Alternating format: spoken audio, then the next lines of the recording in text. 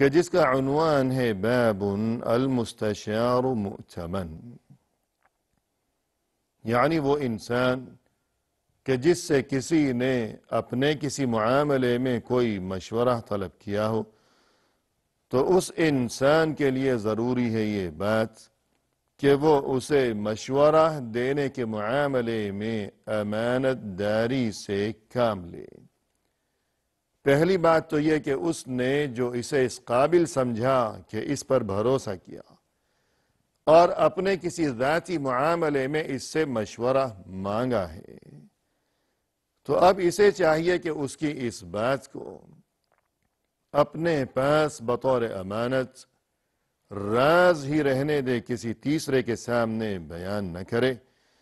پھر مزید یہ کہ جواب میں اسے جو مشورہ دے تو اپنے علم اور اپنی سمجھ اور دانش کے مطابق جو بہترین مشورہ اس کی سمجھ میں آتا ہو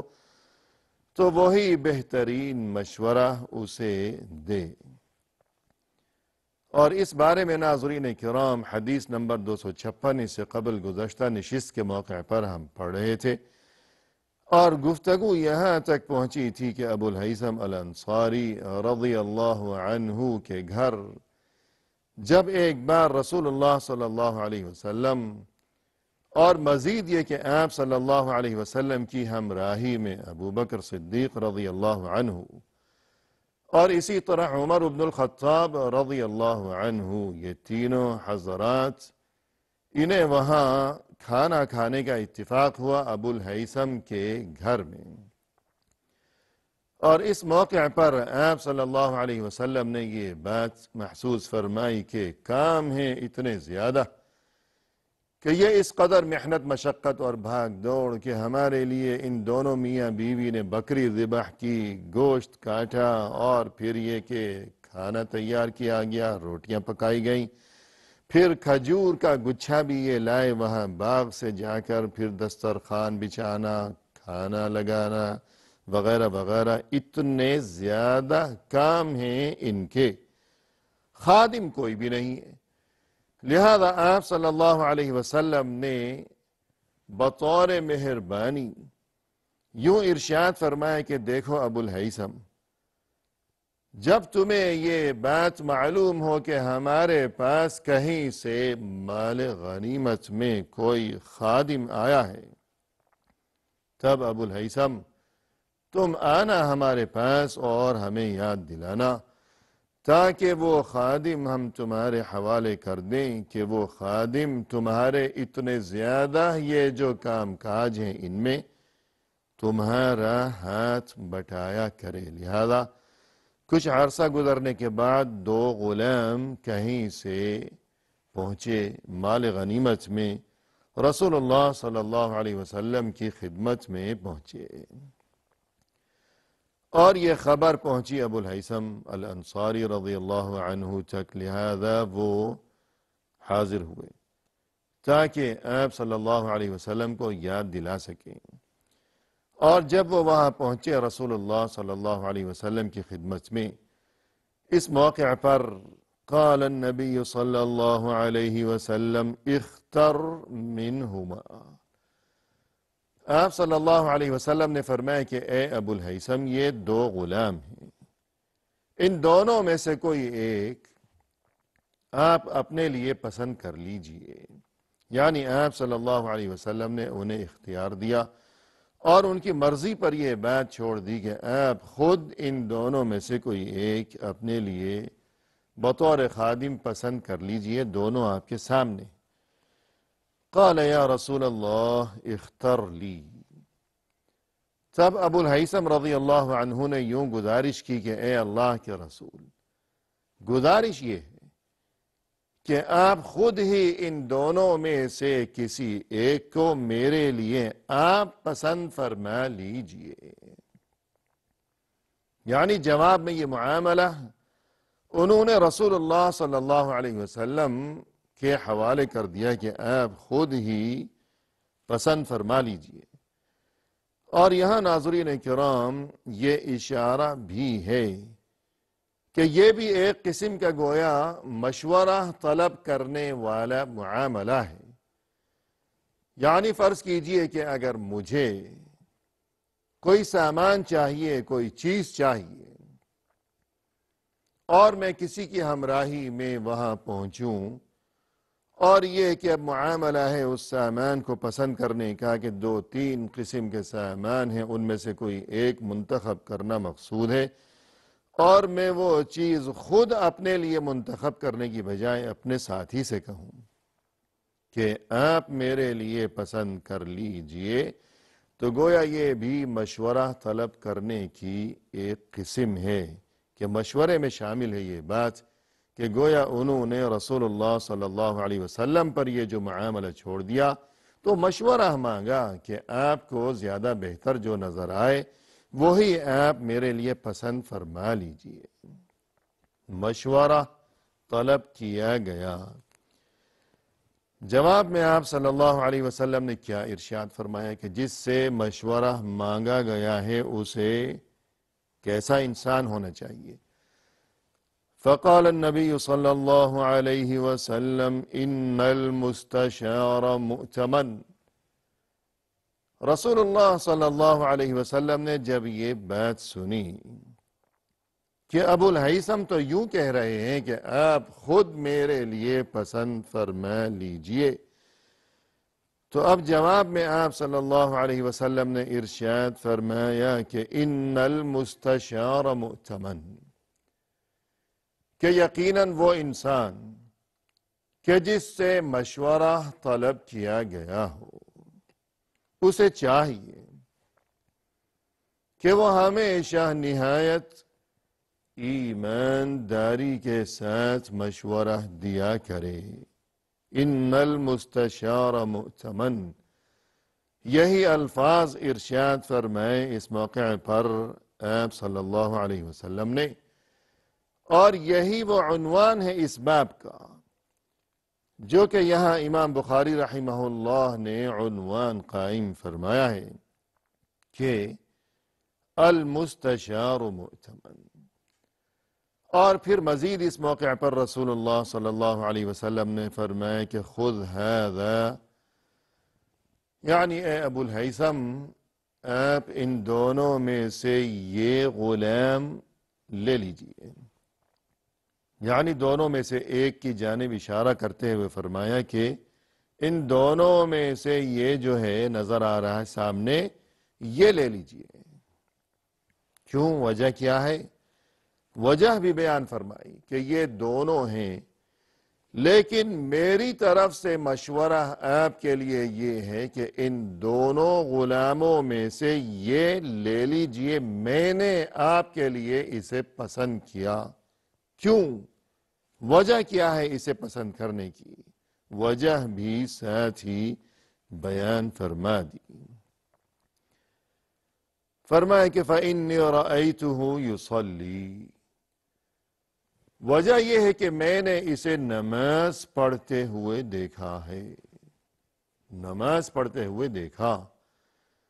یعنی ناظرین کرام یہ بات ہمارے لیے انتہائی قابل غور ہے کہ وہ انسان جو کہ نماز پڑھتا ہے، نمازی انسان، رسول اللہ صلی اللہ علیہ وسلم کے نزدیک وہ انتہائی پسندیدہ ترین انسان ہے، وہ عظیم انسان ہے کہ آپ صلی اللہ علیہ وسلم اسے پسند فرمانے کی وجہ یہ بیان فرما رہے ہیں کہ میں نے اسے جو پسند کیا ہے ان دونوں میں سے، تو میری اس پسندیدگی کی وجہ یہ ہے کہ میں نے اسے دیکھا ہے نماز پڑھتے ہوئے۔ تو ناظرین کرام یہ جو نماز ہے کہ جس طرح قرآن کریم میں ارشاد باری تعالی ہے، فرمائے کہ ان الصلاة تنہى عن الفحشاء والمنکر، کہ بے شک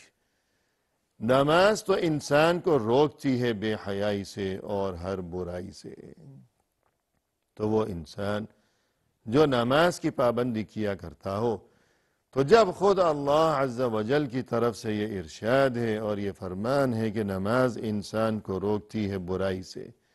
اور برے کاموں سے، بے حیائی کی باتوں سے، تو اس کا مطلب یہ ہوا کہ وہ انسان جو نمازی ہے تو یقیناً وہ برائیوں سے اپنا دامن بچاتا ہوگا۔ لہذا یہ تو بہت ہی قابل قدر انسان ہے کہ جس میں اتنی بڑی خوبی کہ جو ہر قسم کی برائی سے، بے حیائی سے بچنے کا اہتمام کرتا ہے، تو ایسا خادم اگر کسی کو نصیب ہو گیا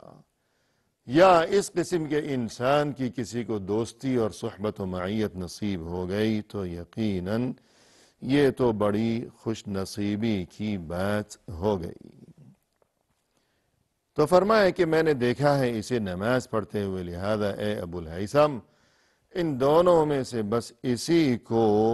میں نے تمہارے لیے پسند کر لیا ہے۔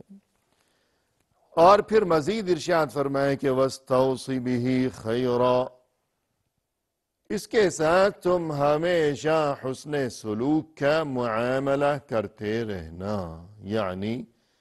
میری طرف سے تمہارے لیے اس کے بارے میں یہ وصیت ہے۔ استوصی، تم وصیت یاد رکھنا، میری یہ وصیت قبول کر لو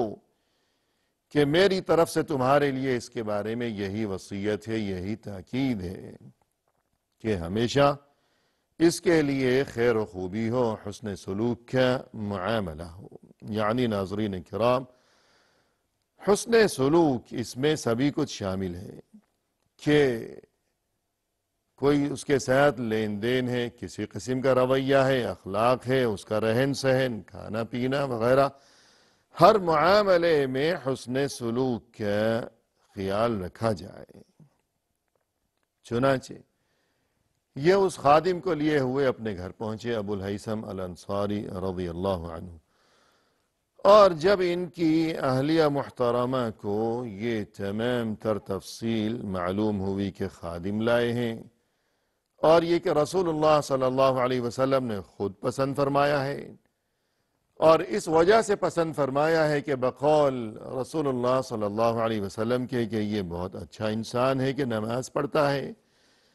پھر مزید یہ کہ آپ صلی اللہ علیہ وسلم نے میرے شوہر کو یہ وصیت بھی فرمائی ہے کہ اس کا خیال رکھنا، اس کے ساتھ ہمیشہ حسن سلوک سے پیش آتے رہنا۔ جب یہ سب کچھ معلوم ہوا ابو الہیثم کی زوجہ محترمہ کو، فقالت امرأۃ، وہ اپنے شوہر کو مخاطب کرتے ہوئے، ابو الہیثم کو مخاطب کرتے ہوئے یوں کہنے لگیں کہ دیکھیے جناب، ما انت ببالغ ما قال فيه النبي صلى الله عليه وسلم الا ان تعتق، کہ دیکھیے میری یہ بات سمجھ لیجئے کہ آپ کو اس خادم کے بارے میں رسول اللہ صلی اللہ علیہ وسلم نے جو تاکید فرمائی تھی کہ اس کے ساتھ ہمیشہ حسن سلوک کا معاملہ کیا جائے، تو اب بات یہ ہے کہ رسول اللہ صلی اللہ علیہ وسلم کی طرف سے یہ جو وصیت ہمیں کی گئی ہے اور یہ جو ہمیں ارشاد فرمایا گیا کہ اس کا خیال رکھنا، حسن سلوک سے پیش آتے رہنا، ہم اس وصیت کا حق ادا نہیں کر سکتے مگر صرف ایک صورت میں، ایک ہی طریقہ ہے بس، اور وہ ایک ہی طریقہ فقط یہی ہے کہ اسے آزاد کر دیا جائے، بس یہی طریقہ ہے۔ یعنی ناظرین کرام، اس میں ہمارے لیے بہت بڑا سبق ہے کہ یہ جلیل القدر ہستیاں کہ ان کے دلوں میں رسول اللہ صلی اللہ علیہ وسلم کے لیے اس قدر عقیدت و محبت اور ادب و احترام کے یہ جذبات کہ آپ صلی اللہ علیہ وسلم کی زبان مبارک سے جو بھی ارشاد نکلا ہے اور جو بھی حکم آیا ہے، فوری طور پر وہ حکم سر آنکھوں پر اور اس کی تعمیل کی فکر کی جائے، پھر مزید یہ کہ اس کی تعمیل بھی ایسی کہ بس کام چلانے والا معاملہ نہ ہو، بلکہ ایسی تعمیل جو کہ انتہائی اعلیٰ درجے کی تعمیل ہو، اور یہ کہ جو بھی بہترین شکل ہو سکتی ہو اس بہترین شکل کو اور اس عمدہ ترین طریقے کو اختیار کیا جائے آپ صلی اللہ علیہ وسلم کے حکم کی بجا آوری کے معاملے میں، کہ آپ صلی اللہ علیہ وسلم نے کوئی خاص نام لے کر اور کسی مخصوص یا محدود طریقے سے حسن سلوک کا حکم نہیں دیا. یہ نہیں فرمایا کہ بس جب بھی اس سے بات چیت کرو تو نرم لہجے میں، باقی ہے کہ جو تمہاری مرضی. یہ نہیں فرمایا کہ اس کی رہائش کے لیے انتظام عمدہ ہو یا کھانا لذیذ ہوا کرے، پانی ہمیشہ شربت پلاتے رہنا اسے، باقی جو مرضی سلوک کرتے رہنا، خیال رکھنا یا نہ رکھنا جیسے تمہاری مرضی. یہ نہیں فرمایا کہ بس کوئی محدود حکم ہے کہ بس اس بارے میں خیال رکھنا، باقی جو تمہاری مرضی. ایسی بات نہیں، بلکہ فرمایا کہ استوصی بہ خیرا، ہمیشہ حسن سلوک ہو ہر معاملے میں. یہ تو ایک عام حکم ہو گیا، لہذا اب اس عام حکم کے ہر معاملے میں اس غلام کے ساتھ حسن سلوک اور خوش اخلاقی کا معاملہ ہو. تو اب ایک ہی طریقہ ہے کہ جو بہترین شکل ہو سکتی ہو رسول اللہ صلی اللہ علیہ وسلم کے اس حکم کی تعمیل کے سلسلے میں، وہی بہترین راستہ اپنایا جائے، کوئی چلتا کام نہ کیا جائے. اور غلام کے ساتھ حسن سلوک کے سلسلے میں بہترین طریقہ تو یقیناً یہی ہو سکتا ہے کہ اسے آزاد کر دیا جائے. یہ مشورہ دیا ابو الہیثم کی اہلیہ محترمہ نے اپنے شوہر نامدار کو. چنانچہ اس کے بعد کیا ہوا، اپنی بیوی کی زبانی یہ بات سنتے ہی شوہر نامدار نے ابو الہیثم الانصاری رضی اللہ عنہ جیسی عظیم و خاتون وہ بیوی، ویسا ہی عظیم ترین شوہر کے میاں بیوی رسول اللہ صلی اللہ علیہ وسلم کے ہم نشیں، اور یہ کہ رسول اللہ صلی اللہ علیہ وسلم کے تربیت یافتہ، تو ان کی بلندیوں کا کیا حال ہوگا. تو اپنی بیوی کی طرف سے یہ مشورہ کہ آزاد کر دیا جائے، یہ سنتے ہی یہ یوں کہنے لگے کہ فَهُوَ عَتِيقٌ، آزاد کر دیا، یہ عتیق ہے، یہ آزاد ہے. تم نے یہ مشورہ دیا کہ آزاد کر دیا جائے، تبھی رسول اللہ صلی اللہ علیہ وسلم کی طرف سے ہمارے لیے اس کے ساتھ حسن سلوک کا جو حکم دیا گیا ہے، اس حکم کی تعمیل ہو گئی. میں نے ابھی فوری طور پر اس غلام کو آزاد کر دیا. فَهُوَ عَتِيقٌ، یہ الفاظ کہے ابو الہیثم الانصاری رضی اللہ عنہ نے اس موقع پر. اور اس کے بعد آگے کیا صورتحال پیش آئی. رسول اللہ صلی اللہ علیہ وسلم کو جب ان کے اس عمل کی خبر پہنچی تو آپ صلی اللہ علیہ وسلم نے کیا ارشاد فرمایا، اور اس میں ہمارے لیے کیا قیمتی ترین تعلیمات پوشیدہ ہیں. یہ تمام تر گفتگو لیے ہوئے انشاءاللہ ناظرین کرام آئندہ ملاقات کے موقع پر ہم آپ کی خدمت میں حاضر ہوں گے. فی الحال اللہ کے حوالے وآخر دعوانا ان الحمد للہ رب العالمین.